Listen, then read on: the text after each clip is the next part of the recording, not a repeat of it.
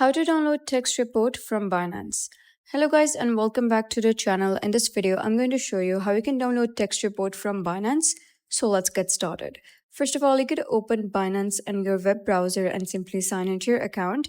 Then you're going to click on wallet over here and then you're going to click on spot and you'll be redirected to an interface of like this.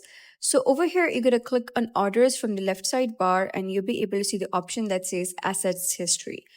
So you're going to click on that and you'll be able to see various tabs such as overview, deposit, withdraw, transfer, distribution, referral, and others. So let's say that instead of focusing on one of the part, you wish to download the text history of all of the parts over here. So you're going to simply head over to overview. And then if you do have some transactions over here, you'll be able to see the recorded over here.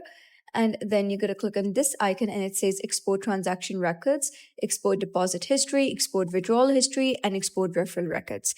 So the text informations containing all of those assets would be also downloaded. So let's say you wish to download for export deposit history, and you'll be redirected to another interface where you need to select your time range and other details. So you're going to select all of these options such as data type, time range, and also the profile format.